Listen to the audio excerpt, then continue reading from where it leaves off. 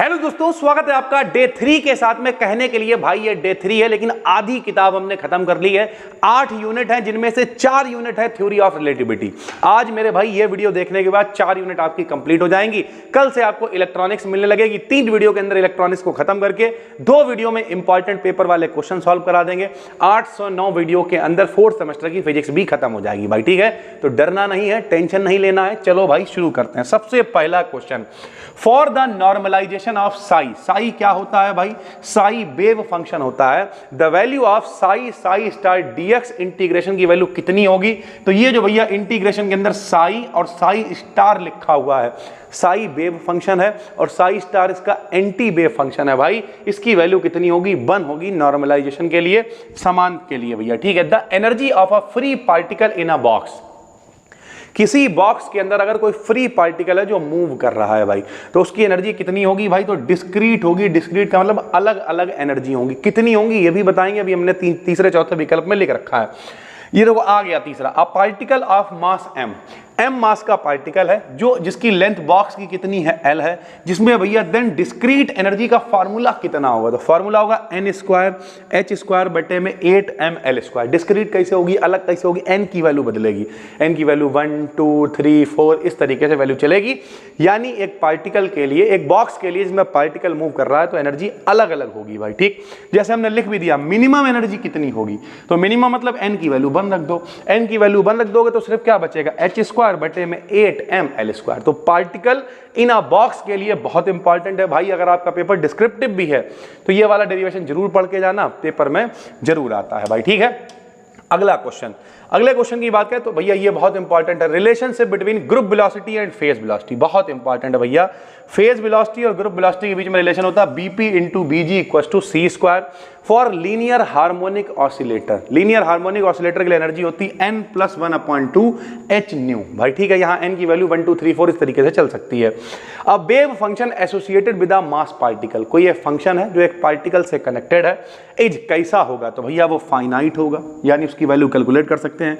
Continuous यानी सतत होगा, लगातार चलेगा। एंड सिंगल वैल्यूड होगा, उसकी वैल्यू कितनी होगी? केवल 1 आएगी भाई, ठीक। The potential energy of the free particle, कोई भी फ्री पार्टिकल है, फ्री का मतलब क्या है? अंधाधुंध गति कर रहा है। अंधाधुंध गति कर रहा है तो काइनेटिक एनर्जी तो होगी, पोटेंशियल एनर्जी थोड़ी होगी। तो फ्री पार्टिकल के लिए जो पोटेंशियल एनर्जी है वो कितनी होगी?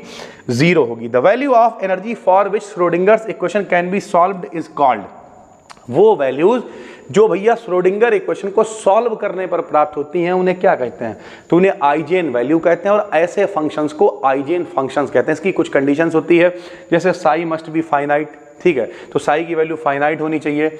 इस तरीके से चीजें होती हैं। 5 कंडीशनें टोटल होती हैं। राइट रिलेशन क्या है भैया? तो bg बराबर d ओमेगा अपान dk होता है, और ऐसे bp बराबर b अगर हम लिख दें तो ओमेगा अपान k होता है। ये भैया ग्रुप वेलोसिटी है, ये फेज वेलोसिटी है। दोनों रिलेशंस आपको पता होने चाहिए।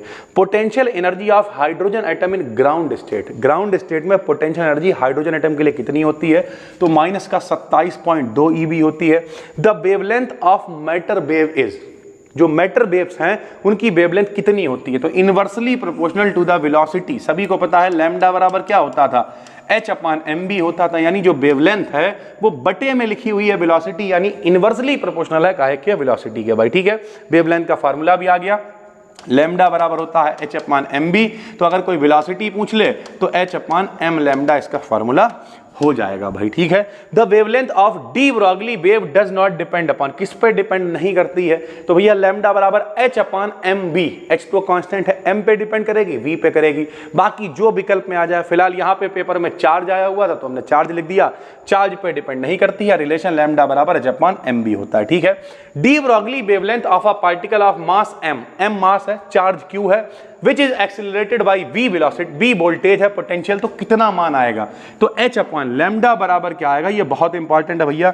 लैम्डा बराबर आएगा h/√2mqv। v यहां पर वेलोसिटी नहीं है, v यहां पर वोल्टेज है। यानी वोल्टेज के टर्म में अगर कोई पूछे डी ब्रॉगली इक्वेशन तो भाई ये होगी, ठीक है। Electron diffraction is mainly used in which type of operators, किस ऑपरेटर्स में इलेक्ट्रॉन डिफ्रैक्शन का इस्तेमाल किया जाता है। डिफ्रैक्शन मतलब कोने पर टकरा के मुड़ जाना, विवर्तन कहते हैं इसे, ठीक है। तो जो इलेक्ट्रॉनिक माइक्रोस्कोप होते हैं, इलेक्ट्रॉन सूक्ष्मदर्शी होते हैं, ये बहुत अच्छे होते हैं भाई, ठीक है, एग्जैक्ट वैल्यूज को ये बताते हैं। तो इलेक्ट्रॉन माइक्रोस्कोप में इलेक्ट्रॉन डिफ्रैक्शन का प्रयोग किया जाता है। Phase velocity of a wave is, बता चुके हैं अभी ऊपर, बीपी बराबर ओमेगा अपॉन के हो जाएगा। रिलेशन की बात करें तो बीजी बराबर बीपी माइनस का lambda DP upon D lambda होता है। क्वांटिटी यहां पर एक लिखी हुई है भैया, ऐसे करके साई मॉड में लिखा हुआ है, इसका स्क्वायर लिखा हुआ है। तो जो साई का परिमाण है, एम्पलीट्यूड है, बल्कि एम्पलीट्यूड नहीं मैग्नीट्यूड है, तो साई का जो मैग्नीट्यूड है उसका स्क्वायर किसके बराबर होता है, तो ये दिखाता है प्रोबेबिलिटी डेंसिटी को, यानी कितने इलेक्ट्रॉन कहां पर हो सकते हैं, उस डेंसिटी को, उस प्रोबेबिलिटी को बताता है साई मॉड का square. Equation of wave function for matter waves, matter waves की जो इक्वेशंस होती हैं उनके लिए क्या इक्वेशन है, साई बराबर ए ई की पावर आई के एक्स माइनस का ओमेगा टी भाई, ठीक है। The wave function representing matter waves is, तो भैया जो वेव फंक्शन होता है जो मैटर वेव्स को दिखाता है वो एक कॉम्प्लेक्स वेरिएबल होता है।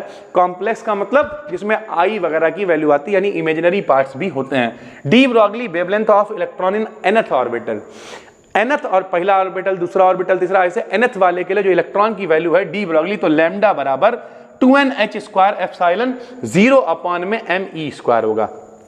बीपी और बीजी का रिलेशन क्या है, तो भैया दोनों का रेशियो 0.5 के बराबर होता है। डिस्पर्सिव मीडियम के लिए वही ऊपर जो फार्मूला लिखा हुआ है, बीजी बराबर बीपी माइनस का lambda DP upon D lambda होता है। देखो इस वाली जो ये वाली जो वीडियो है इसमें ज्यादातर डी ब्रॉगली जो इक्वेशन है वो किस किस फॉर्म में आ सकती है, बीपी बीजी में रिलेशन किस किस फॉर्म में आ सकते हैं, ये आपको दिया है भाई, ठीक है। उसके अलावा if psi is a wave function of a particle, psi एक वेव फंक्शन है, तो भैया minus infinity to plus infinity psi star dx की वैल्यू कितनी होगी, तो ये 1 होगी भैया, ठीक।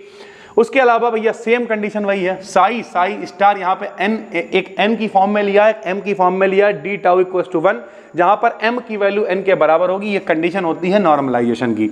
In the nth Bohr orbit, यानी जो बोहर की nवीं वाली कक्षा है, the de Broglie wavelength of the electron will be, कितनी वेवलेंथ होगी, तो n लैम्डा बराबर होता है 2 पाई r के भाई, ठीक। और आखिरी में kinetic energy of a particle of mass m and wavelength lambda will be, kinetic energy कितनी होगी, गतिज ऊर्जा कितनी होगी, तो होगी h स्क्वायर अपॉन में 2m लैम्डा स्क्वायर भाई, ठीक है। ये लगभग यहाँ पर हमने आपको 29 ऑब्जेक्टिव दिए हुए हैं, पहली और दूसरी वीडियो में 40 थे भाई, ठीक है, लगभग हो गए 110 के करीब।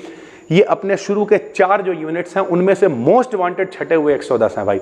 अगली 3 यूनिट के अंदर बची हुई 4 यूनिट को कवर कर लेंगे। 2 यूनिट के अंदर हम लोग जो है जितने भी पेपर आए हुए हैं उन्हें सॉल्व करने की कोशिश करेंगे, क्योंकि वो भी इन्हीं में से कुछ ऑब्जेक्टिव होंगे भाई, ठीक है। अगर आप पूरी सीरीज को 8-9 दिन की कायदे से पढ़ के जाते हो, बहुत ही आराम से आप 75 में 75 का विकल्प कर आओगे। कितना टाइम लगेगा, तो 2-3-4 दिन का टाइम लग रहा है। देखो भैया आधी किताब खत्म हो गई 3 वीडियोस में, 3 वीडियोस और 2-3 दिन के अंदर लगभग पे हम लोग पहुंच जाएंगे। बाकी बहुत जल्दी है, थोड़ा बहुत आपको पढ़ना है तो मॉडल पेपर खरीद लाओ, जाके थोड़ा बहुत पढ़ना शुरू करो, मेहनत करो, पुराने पेपर देखो, यूट्यूब पर सर्च करो। केवल पढ़े आईपीएल देखते रहना से थोड़ी कुछ होगा। उम्मीद करते हैं पूरी बात समझ में आ गई होगी। फिर मिलते हैं, तब तक के लिए धन्यवाद, थैंक यू।